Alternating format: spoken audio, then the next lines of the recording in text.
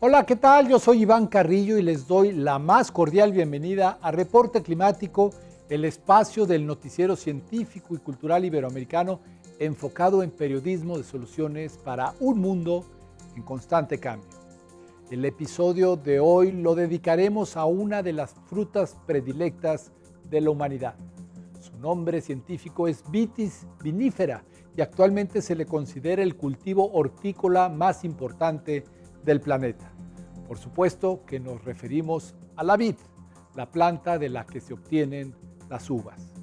Esta especie surgió hace unos 9,000 años y su origen guarda un vínculo muy estrecho con la historia del vino. Se piensa que la vid comenzó a cultivarse en el suroeste de Asia, cerca del mar Caspio. Desde ahí, los fenicios la llevaron a Grecia, a la península itálica y al sur de Francia, y más tarde los romanos se encargaron de introducirla en el resto de Europa. Ahora mismo, la agricultura de la vid está presente en todos los continentes, a excepción de la Antártida, pero se enfrenta a una amenaza creciente: el cambio climático. Hoy viajaremos hasta Chile, uno de los principales países productores de uva, para conversar con Patricio Arce Johnson.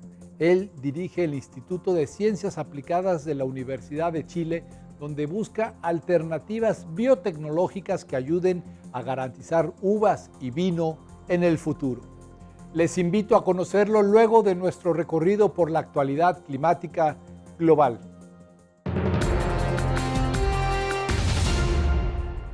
Las olas de calor letales en México, como las que mataron a 125 personas entre mayo y junio de este año, son 35% más probables y 1.4 grados Celsius más calientes debido al cambio climático. Así lo concluyó un estudio de la organización World Weather Attribution, que también tomó en cuenta al suroeste de los Estados Unidos y el norte de Centroamérica. Dicho análisis combinó observaciones directas con modelos climáticos por computadora, y en lo que respecta a las temperaturas nocturnas extremas, descubrió que la quema de combustibles fósiles las ha vuelto 200 veces más probables y 1.6 grados más altas de lo que serían en un planeta sin calentamiento global. La sequía que vive la región solo empeora las consecuencias, pues impide que las partículas contaminantes del aire se dispersen, aumentando con ello el riesgo de problemas respiratorios, y dificulta el funcionamiento de las hidroeléctricas, dejando a la gente sin energía y a merced del calor.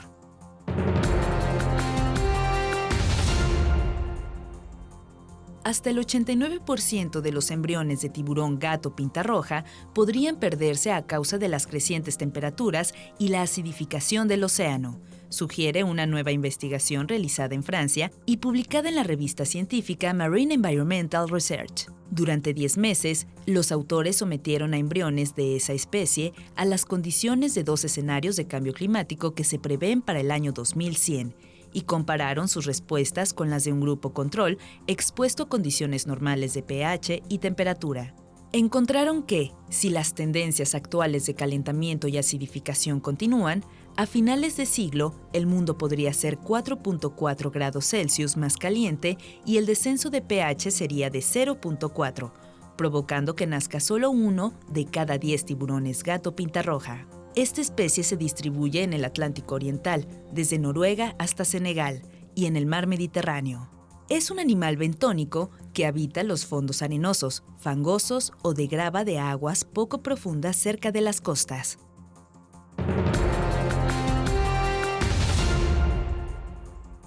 Dinamarca será el primer país del mundo en cobrar un impuesto por los gases de efecto invernadero que desprenden las vacas, cerdos y ovejas, informó el diario El Confidencial. La regulación entrará en vigor a partir del año 2030 y obligará a los ganaderos a pagar 40 euros por cada tonelada de dióxido de carbono emitida. Para el 2035, el gravamen será de 100 euros por tonelada. Sin embargo, la cantidad a pagar podría ser hasta 60% menor si los productores instalan medidas que reduzcan las emisiones de sus granjas. El sector agropecuario constituye la mayor fuente de gases contaminantes en Dinamarca y a nivel mundial ocupa el segundo lugar, solo detrás de la generación de energía. El nuevo impuesto a los ganaderos es parte del Acuerdo Verde, un conjunto de estrategias con las que el gobierno danés pretende alcanzar la neutralidad de carbono de aquí al 2045. Las propuestas a futuro incluyen convertir zonas agrícolas en bosques y descontaminar la naturaleza.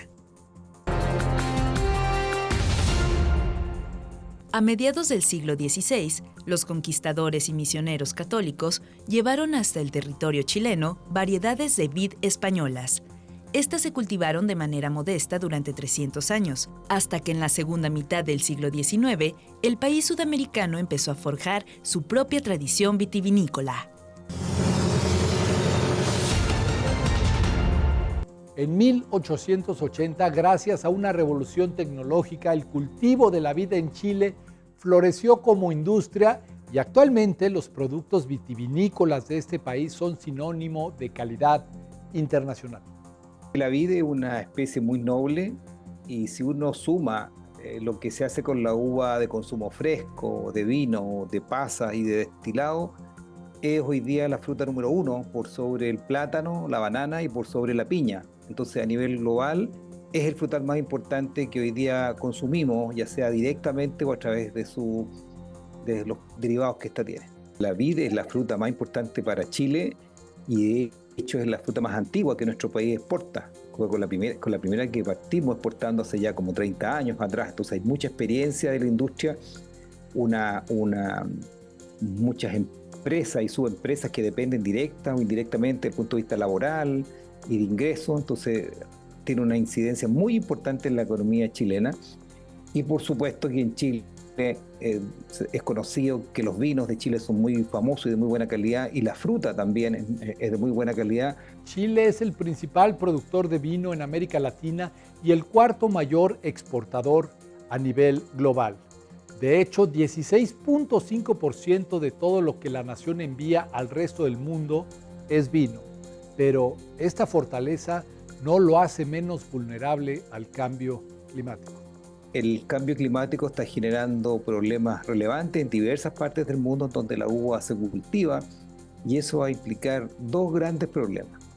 El primero es que muchas plagas que hoy día son incipientes o que no existen se van a hacer manifiestas por el aumento de las temperaturas. Entonces, lo que esperamos nosotros que va a haber una mayor incidencia de enfermedades y por tanto de pérdidas de bacterias, de virus y particularmente de hongos producto de las enfermedades, lo que va a implicar usar más productos químicos, lo que hoy día es una tendencia contraria a lo que el mundo requiere y necesita. En este sentido, las bodegas de algunas regiones vitivinícolas como Cataluña ya han sufrido pérdidas de hasta 80% a causa de infecciones por hongos asociadas al cambio climático.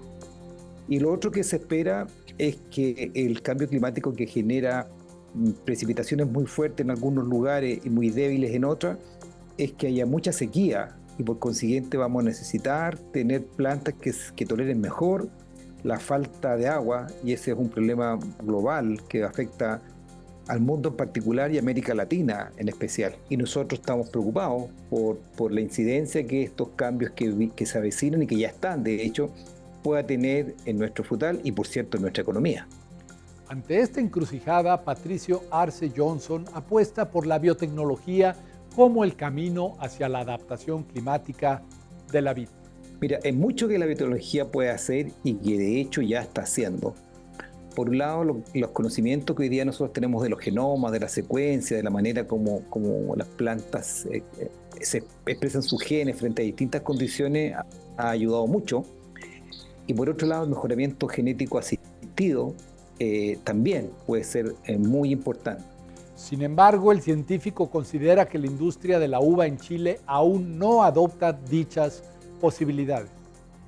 En el punto de vista de los vinos, ojalá los productores de vino tradicional quisieran tener las cepas del 1800, Cabernet Sauvignon Blanc, Merlot, Chardonnay, y que tengan muy pocos cambios. Y esas son especies y variedades muy sensibles a las condiciones nuevas que está experimentando el mundo, y sí o sí vamos a tener nosotros que mejorarlas por mejoramiento genético convencional o por mejoramiento genético asistido, si no queremos que esas variedades se pierdan. Datos del startup de inteligencia artificial Climate AI sugieren que ese peligro latente ya se cierne sobre variedades como las que se usan para producir champaña, las cuales podrían extinguirse antes del 2050. La industria de la uva de mesa es un poquitito más atrevida y se atreven a generar nuevas variedades. Entonces el mejoramiento genético es una herramienta muy importante, ya sea mediante cruzamientos convencionales o inclusive con intervenciones biotecnológicas, cultivo in vitro, polipotización y edición génica, que es una tecnología nueva. La edición genética abarca una gama de métodos que permiten a los investigadores cortar y pegar el ADN de un organismo. Una de esas herramientas se llama CRISPR. Mira, primero la técnica de CRISPR consiste en modificación del genoma de manera muy precisa, así como poder, como con un láser, afectar unos pocos nucleótidos y de esa manera el que uno no le introduzca nada, sino que más bien modifique el genoma que la planta tiene, puede hacer que un gen que antes se expresaba se deje de expresar y por tanto una característica que antes había deja de estar. Si esa característica no es beneficiosa para las condiciones nuevas, esa planta que se va a generar va a tener una ventaja respecto de las plantas convencionales.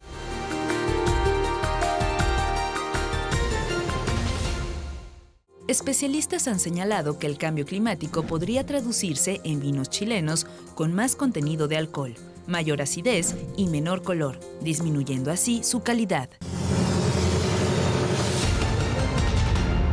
Hasta aquí hemos visto que en un contexto de cambio climático la ciencia es clave para salvaguardar a la industria vitivinícola.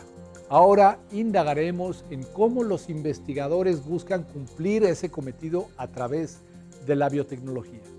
Eso es lo que se ha estado haciendo. Se ha estado buscando genes, por ejemplo, que le den a las plantas más tolerancia a la falta de agua. Particularmente, por ejemplo, viendo cómo los estomas se abren y se cierran. Hoy ya sabemos que hay un control genético y uno podría afectar alguno de esos genes y por tanto hacer que las plantas, sin afectar la fotosíntesis, reduzca la transpiración, lo que sería una ventaja muy grande, que las plantas pudieran crecer con un poquito menos de agua. De igual forma, los científicos han identificado genes que hacen a ciertas variedades más susceptibles ante las plagas. Si nosotros pudiéramos afectar esos genes y por tanto las plantas fueran menos susceptibles a esos patógenos que no van a tener, las proteínas que les van a ayudar a infectar, las plantas resultantes serían más tolerantes a estas enfermedades actuales o futuras. Entonces, ese tipo de cosas se está haciendo y nosotros de hecho estamos trabajando fuerte, estamos liderando hasta cierto punto en América Latina ese tipo de investigación. El trabajo de Patricio Arce Johnson también se enmarca en tendencias regulatorias como la que describe a continuación. Ustedes tienen que haber visto que en Europa hoy día hay protestas en Europa, que los franceses y otros países están cerrando las carreteras, qué sé yo.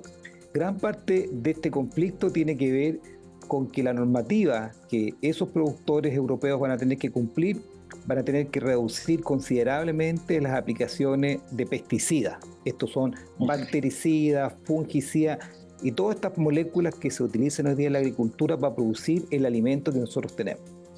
En el año 2035 en Europa el 25% de los alimentos que se produzcan deben ser orgánicos.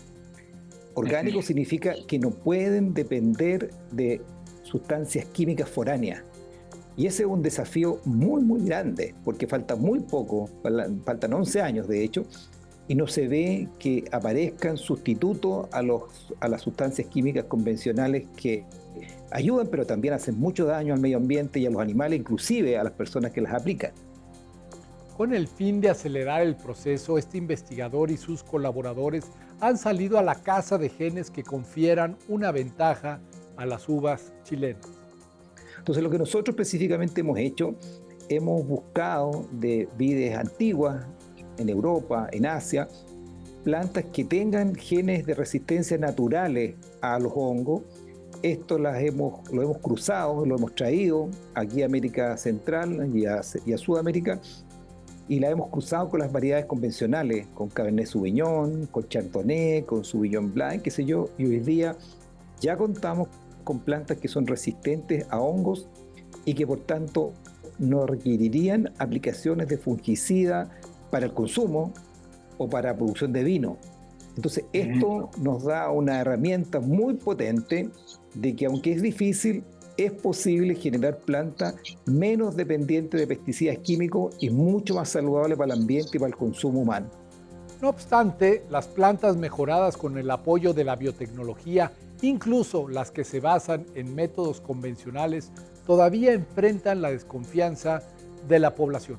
Claro, yo le diría a la comunidad que esté tranquila, que los científicos somos personas muy conscientes de los riesgos y los beneficios. Toda actividad humana tiene un riesgo y nosotros estamos generando plantas que sin lugar a dudas van a ser mejor que las plantas actuales, que no representan riesgo para el consumo humano, no representan riesgo para los animales, no representan riesgo para el ambiente, que van a poder suplir o complementar la demanda de alimentos que vamos a tener. Para Patricio Arce Johnson, superar ese reto es un asunto impostergable de cara a un mundo que en 35 años tendrá 10,000 millones de habitantes. Eso va a generar una demanda de alimento que no es fácil cumplir, puesto que la población sigue aumentando y los terrenos agrícolas en el mundo están disminuyendo. Entonces, ¿cómo vamos a producir el alimento que requerimos si el lugar que se va a requerir para hacerlo está disminuyendo y no aumentando? Entonces, por consiguiente, todos aquellos aportes que los científicos hagamos que permitan garantizar la sustentabilidad alimentaria, producir el alimento, el pan, el trigo, el arroz, el poroto, las papas y las uvas y las frutales que se necesitan, van a ser bienvenidas, porque vamos a tener un reto muy importante en un tiempo muy breve de cumplir con generar el alimento que vamos a requerir para alimentar a la población que ya viene. En el caso de la vid, la biotecnología es una ventana de oportunidad para América Latina que va más allá de la producción de vino. Dentro de América Latina, por ejemplo, México es un país donde podría crecer mucho la superficie de vide. Lo mismo puede ocurrir en Colombia, lo mismo puede ocurrir en Brasil, países que uno no se imaginaba por su condición un poco tropical que las uvas podrían crecer. Hoy día se sabe que con manejo adecuado pueden crecer muy bien. Lo que pasa es que la vid tiene una variabilidad genética muy grande que nosotros en América Latina conocemos poco porque usamos solamente la vitis vinífera, que es la especie que se utiliza para consumo fresco y para hacer vino. Se estima que en el mundo podría haber hasta 10,000 variedades de vitis vinífera y a esta diversidad se suman otras 60 especies del género vitis. Que dan otras características y que permiten, haciendo híbridos, cruzamientos entre ellas, utilizarla para habitar otros hábitats, otros ambientes más fríos, más calurosos, más húmedos, más secos, dándole el mismo tipo de uva y utilizando las mismas ventajas que hoy día la vid tiene. Entonces, hay un abanico de posibilidades que se pueden utilizar y que yo creo que va a ser importante, y que yo creo que con seguridad va a pasar esto, que para la vid, con la diversidad que tiene, van a utilizar otros nichos que hoy día no se ocupan. Y ahí hay oportunidades para los países también, tanto comerciales como oportunidades de investigación para los jóvenes que se quieren iniciar en esta área. Además, la experiencia acumulada con la vid es una promesa para el cuidado de diversos cultivos frutales en nuestra región. Y por consiguiente, el saber que hay bananos en Asia, en los centros de origen, que sí tienen genes de resistencia, puede utilizarse esos materiales, hacer cruzamientos y por consiguiente transferir de una manera similar genes de resistencia para poder nosotros tener el banano que no se pierda, o la piña, que también tiene sus problemas. Por otra parte, otros países de América tienen muchos problemas con virus y con los vectores virales. También para ellos hoy día existen genes que se pueden utilizar y que puede ser muy importante. Yo pienso que una cuestión que nosotros tenemos que hacer como latinoamericanos es tratar de colaborar más entre nosotros, entre los países, entre los científicos, entre los investigadores, entre los estudiantes, que haya más movilidad, porque los problemas de la región vamos a tener que resolverlos los investigadores de la región. O sea, no van a venir los norteamericanos ni los europeos a darnos las soluciones que nosotros necesitamos. Vamos a tener que buscarlas nosotros, y entonces en ese sentido es muy importante transmitir este mensaje de cooperación, de conciencia a los jóvenes investigadores de que nosotros tenemos que hacernos cargo de los problemas locales. La biotecnología está lejos de ser una salida universal a los desafíos de la agricultura, pero sí puede ser una gran aliada. Y que desde luego va a contribuir a las mejoras que se requieren. No va a reemplazar a los agrónomos convencionales, no va a reemplazar las metodologías tradicionales, pero sí, y cada vez con más fuerza, va a poder complementar y en algunos casos sustituir lo que se había hecho antes, porque si no hacemos algunas intervenciones en algunas plantas, esas plantas definitivamente van a desaparecer.